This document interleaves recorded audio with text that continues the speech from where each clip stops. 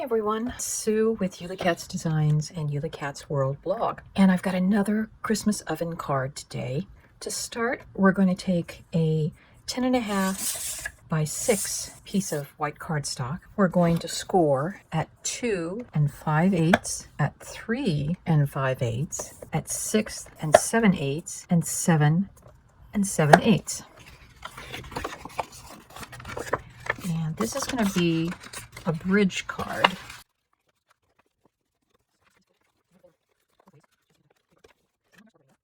And this is going to be our shape. So I'm using the Paper Discovery Cozy Kitchen Perfect Kitchen die set.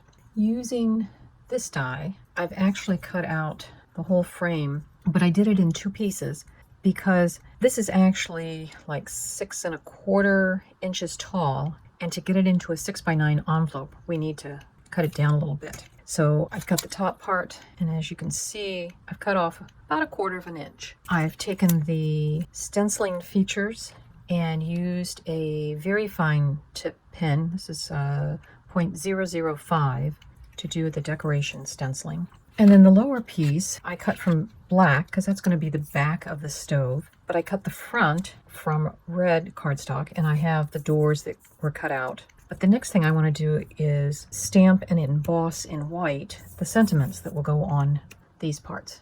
So I took a pencil and traced the openings for the largest doors, and then I stamped with clear ink and then with white embossing powder. I used sentiments from the Greeteries Bake Someone Happy set, and then I used Warmest Wishes from the My Hero Kitchen kit. So I've got all my pieces cut for the back of the base to cover my decorative papers. These top pieces are 3 inches tall. This one is a little over 2 5/8. This is 1 inch wide. This is 3 1/4 inch wide. And this one is a little over 2 5/8. Same way with the width here. This is 3 inches. And these are, the black pieces are also 3 inches. I just cut a strip that was 4 1/4, and I've scored and folded it at 1/2 inch on either side. This is what's going to hold up the burners. So I've covered the back base with the paper. One other thing I did was I took thick black marker and have just, any place where I kind of see some white, I'm covering that.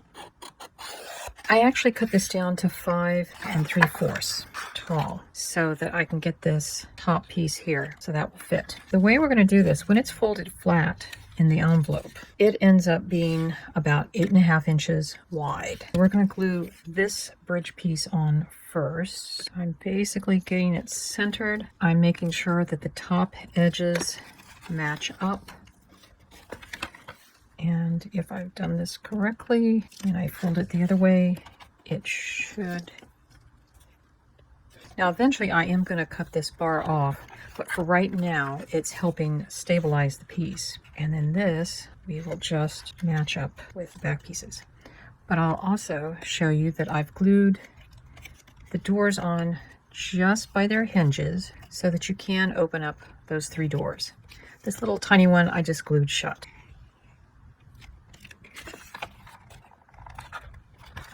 So I have glued the black strip in the center, and I've put it just a little bit below the height of this. And now we're going to glue the little stovetop pieces to it. So those are glued on. I've created a little bit of a tiled background. There's a die that puts in these embossed tile lines, and to get the shine I've put a piece of clear packing tape over my cardstock. So this is just going to be like the backsplash on the back of the stovetop. The paper set comes with all kinds of border trims that I've added, and I realized I forgot to trim this one off. So then we'll add some sentiments and some other decorations, even though there's a little bit of a tiny Happy Christmas and to all a good night. These background papers are all from Graphic 45, 'Twas the Night Before Christmas.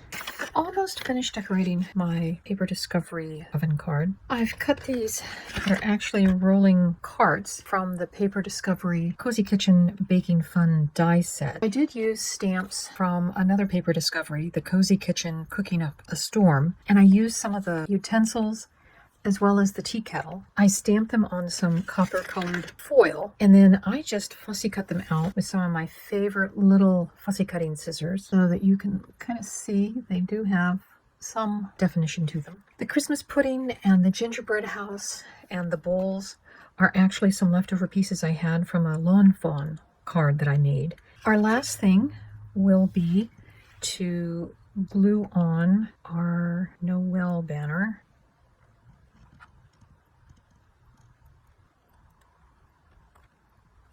The Noel banner comes from a scrapbook.com holiday banner set.